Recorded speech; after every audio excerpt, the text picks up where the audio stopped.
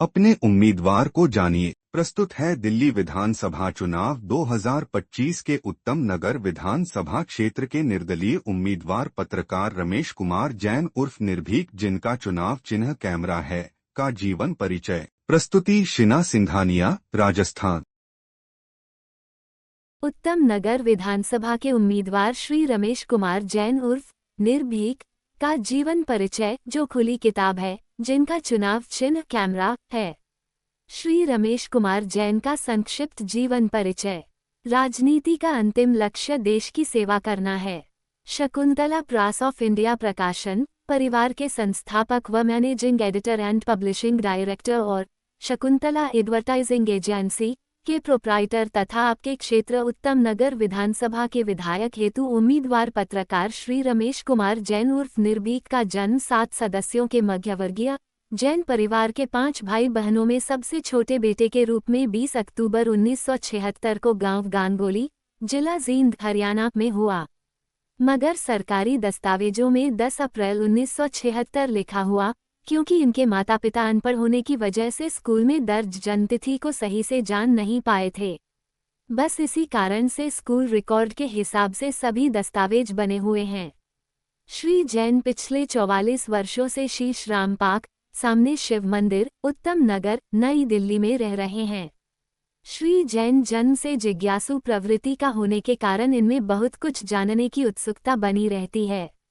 परिवार की आर्थिक समस्याओं के कारण अपनी उच्च शिक्षा लेने की इच्छा पूरी नहीं कर पाए, लेकिन 9-10 साल बाद अपनी आत्मनिर्भरता से फिर से शिक्षा ग्रहण की।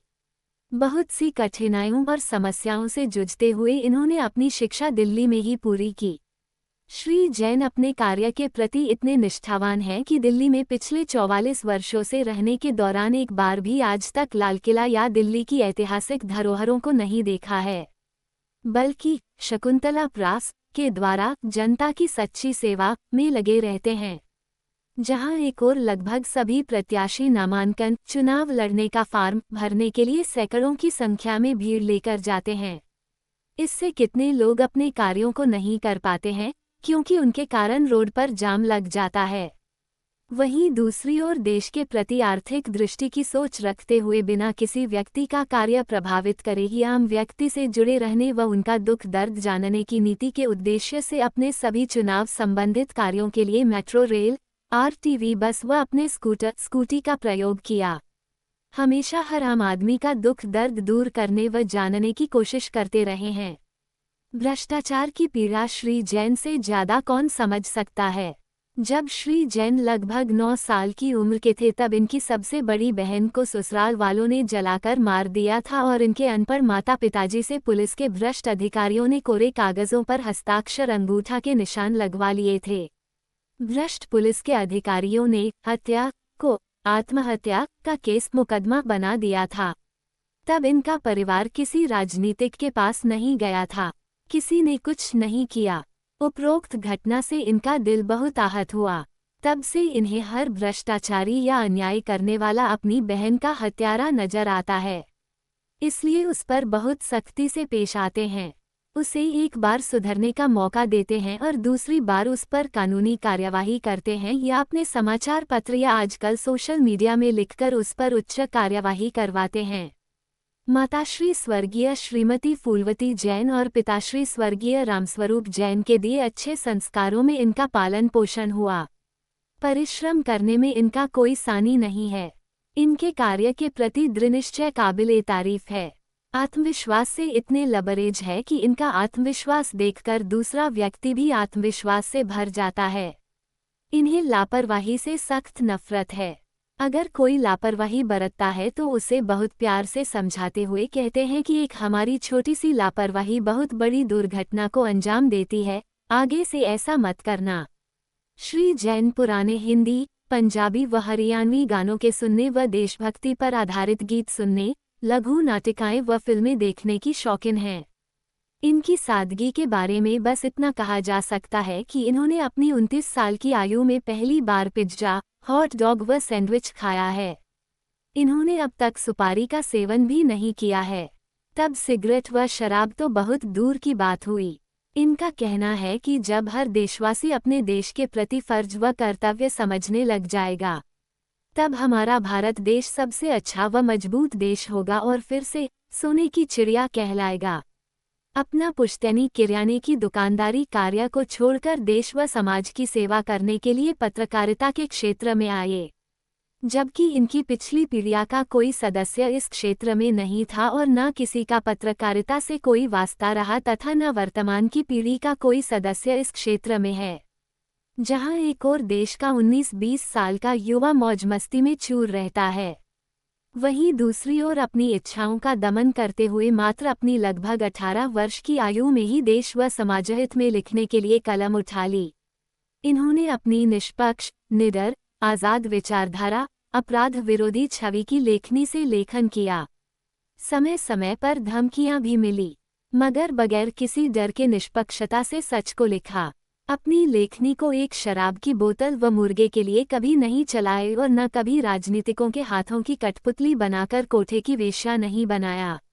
इन्होंने भोग विलास की भौतिकी वस्तुओं के लालच में कभी अपना ईमान और जमीर का सौदा नहीं किया। परिवार और खुद भी आर्थिक रूप से अधिक संपन्न नहीं होते हुए भी पत्र पत्रिका का प्रकाशन जैसा कठिन कार्य चुना। इस संदर्भ में इनका कहना है कि कठिन कार्य करना ही तो वीरों का साहस भरा काम है। आसान कार्य को करने के लिए काफ़ी लोग हैं, कोई कठिन कार्य के लिए भी होना चाहिए। जब इन्होंने हिंदी की टाइपिंग सीखने के लिए सोचा, तब कुछ मित्रों ने कहा हिंदी की टाइपिंग बहुत कठिन है, मगर तब भी पहले हिंदी की टाइपिंग सीखी, फिर अंग्रेजी की। इन्हें कठिन कार्य करने में आनंद ज़्यादा मिलता है और कहते हैं कि गिरते हैं शेर सवार मैदाने जंग में, वो क्या खाक गिरेंगे जो चलते हैं घुटनों के बल। श्री जैन ने परिवार के भारी विरोध के बावजूद बगैर दहेज लिए ही अंतर्जातीय प्रेम विवाह कोर्ट मैरिज किया। इस संदर्भ में श्री जैन का कहना है कि जब मेरी कलम व कैमरा जात पात नहीं देखता है और जब हम बाजार से खरीदकर कुछ खाते हैं तो क्या हम उससे पहले पूछते हैं कि तुम्हारी जात कौन सी है? तब मैं शादी के समय जात पात क्यों देखूं? ऐसी विचारधारा रखने वाले श्री जैन साहब के साथ एक दुखद घटना घटी कि इनकी पत्नी और उसके परिजनों ने अपनी दूषित मानसिकता और संपत्ति के लालचवश इनको दहेज मांगने के झूठे केसों में फंसा दिया। इसी कारण से श्री जैन साहब ने सन 2009 से 5 साल बहुत कठिन परिस्थितियों से मुकाबला करते हुए गुजारे और 29 दिन दिल्ली की तिहाड़ जेल में भी बिताने पड़े। लेकिन कहते हैं कि एक अच्छा इंसान कहीं पर जाता है तो कुछ न कुछ सार्थक कार्य जरूर करता है। इसी तरह श्री जैन साहब ने दिल्ली की तिहाड़ जेल नंबर 1 के वार्ड नंबर 10 में बहुत सारे सार्थक कार्य किए और एक ऐसा कार्य भी किया जो हमेशा याद रखने योग्य है। श्री जैन ने अपने प्रयासों से जेल में ऐसी व्यवस्था करवाई कि सभी कैदियों को दोनों समय मिलने वाली चाय छानकर दी जा सके। अपनी पत्रकारिता के 1 वर्ष में मिले कटु अनुभवों ने इनको अपने प्रकाशन द्वारा समाचार पत्र पत्रिका आरंभ करने के लिए प्रेरित किया। स्वयं की अर्जित की हुई छोटी सी पूंजी से इन्होंने मात्र 21 वर्ष की आयु में पत्र पत्रिका प्रकाशित करनी शुरू कर दी। अपने सिद्धांतों व आदर्शों से कभी समझौता नहीं किया। अनेकों बार मिली असफलताओं के चलते और पारिवारिक उलाहने मिलने पर भी कभी अपने आत्मविश्वास को कम नहीं होने दिया, बल्कि कुछ समय बाद फिर पूरे जोश व जुनून से कार्य किया। प्रकाशनों की असफलताओं के दौरान अनेकों छोटी मोटी नौकरियां भी की। इन्होंने नौकरी के दौरान रेडी रिक्शा भी चलाई और विक्रम गाड़ी का ड्राइवर व हेल्पर के रूप में भी काम करने में शर्म महसूस नहीं की। इस संदर्भ में श्री जैन का कहना है कि जब एक व्यक्ति 17 युद्धों में पराजय मिलने के बाद युद्ध लड़ने की क्षमता रखता है, तब क्या मैं 3-4 बार की असफलताओं से हार कर बैठ जाऊं, या क्या मैं डूबने के डर से तैरना भी नहीं सीखूं? श्री जैन को दिखावा करना भी पसंद नहीं है, बल्कि ईमानदारी से बिना लापरवाही बरते कार्य करने को ज़्यादा अहमियत देते हैं। इसका ताज़ा उदाहरण इनके प्रकाशन कार्यालय में आकर देखने पर मिलता है कि साधारण सी कुर्सी व मेज पर कार्य करते हुए देखकर और स्कूटी को चलाकर लोगों के कार्यों को जिम्मेदारी से अंजाम देते हैं। अपने प्रकाशन के किसी कर्मचारी के न आने पर उसका कार्य भी स्वयं कर लेते हैं, चाहे वो सफाई कर्मचारी ही क्यों न हो। इनका कहना है कि कार्य कोई छोटा बड़ा नहीं होता है। क्या मैं ये कार्य करने से छोटा हो जाऊंगा? श्री जैन ने दिल्ली नगर निगम 2007 व 2012 में क्रमशः वार्ड नंबर 127 व 128, उत्तम नगर विधानसभा 2008 व 2013, Shri Agrasen cooperative urban thrift and credit society limited, Jaidev park, Punjabi Bagh, New Delhi का निर्दलीय कार्यकारिणी सदस्य 2010 व 2021 और पश्चिमी दिल्ली लोकसभा 2024 के सांसद के रूप में चुनाव लड़ा और किसी प्रकार की कोई भी आचार संहिता का उल्लंघन नहीं किया। श्री जैन अपने पिताजी के साथ चाय की दुकान पर भी मदद करते थे। श्री जैन का कहना है कि जब मेरे पूज्य पिता श्री स्वर्गीय रामस्वरूप जैन ने अपनी लगभग 60 साल उम्र में 40 पैसे की चाय के लिए दो जूठे कपों को धो धोकर हमारा पालन पोषण किया है, अधिक से अधिक मेहनत करने के ऐसे संस्कार दिए हैं। उनका कहना था कि ईमानदारी का 1 रुपया बेईमानी के 1 लाख के बराबर है। अपनी मेहनत का पैसा ही बरकत करता है, तब मैं क्यों लोगों से डरा धमका कर पैसा लूं, जब मेरा मेहनत की 2 रोटी से पेट भर जाता है। इन्होंने पिछले पश्चिमी दिल्ली लोकसभा 2024 के सांसद के चुनाव में बिन मांगे मिले मोती, मांगे न मिले भीख की कहावत को चरितार्थ करते हुए 971 मत प्राप्त करके राज्य स्तर की क्षेत्रीय पार्टियों में 8वें नंबर पर रहे, जिसमें अनेकों राज्य स्तर की क्षेत्रीय पार्टियों के उम्मीदवारों और निर्दलीयों ने पैसा पानी की तरह से बहाया था। इसके अलावा अनेक कानूनों का उल्लंघन किया था। इस संदर्भ में श्री जैन का कहना है कि मुझे गर्व अपनी 971 वोटों पर कि मैंने वोट के लिए किसी को शराब नहीं पिलाई और न उनको डराया व धमकाया, बल्कि मतदाताओं ने अपनी समझदारी व मेरे विचारों से सहमत होकर मतदान किया। मुझे ऐसी राजनीति नहीं करनी है जिसमें मुझे किसी को वोट के लिए शराब पिलानी पड़े, लोगों को आपस में लड़ाकर उनका रक्त बहाना पड़े और लाशों की सौगत पर कुर्सी हासिल हो। मतदाता अगर मुझे सेवानीति के काबिल समझेगा तो आज नहीं तो कल मुझे मौका जरूर देगा। उनकी आप सभी मतदाताओं से अपील है, अगर आपको लगता है कि मैं तुच्छ सी चीज आपके कुछ काम आ सकता हूं, तब निसंकोच चले आना और देखना क्या मैं किसी प्रकार का आपसे भेदभाव करता हूं। मैं यह वोटों की राजनीति के लिए अपना स्वार्थ सिद्ध करता हूं। मैं केवल आपको आपके अधिकारों को लेने के लिए लड़ने हेतु जागरूक करना चाहता हूं।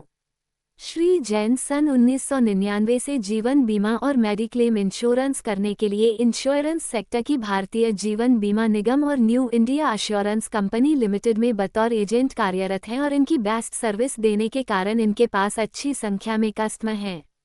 यह अपने सभी कस्टमरों का काम इतनी सावधानी से करते हैं कि किसी कस्टमर को क्लेम मिलने में दिक्कत नहीं होती है। कोरोना काल में अपने कस्टमरों के अलावा सोशल मीडिया पर हॉस्पिटल में कमरा न मिलने की आने वाली पोस्ट पर अपनी टिप्पणी करके अपनी मदद का सबसे पहले हाथ बढ़ाकर जरूरतमंदों को कमरा दिलवाया। मेरा आप सभी मतदाताओं से विनम्र अनुरोध है कि अपना वोट डालने से पहले जिसे अपनी वोट देने जा रहे हैं उस प्रत्याशी का परिचय व विचारों और योजनाओं के बारे में जान लें।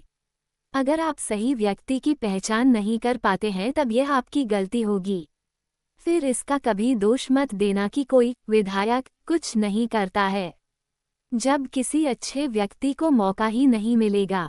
श्री जैन आपके अधिकारों के लिए अपनी जान की बाजी लगा सकते हैं।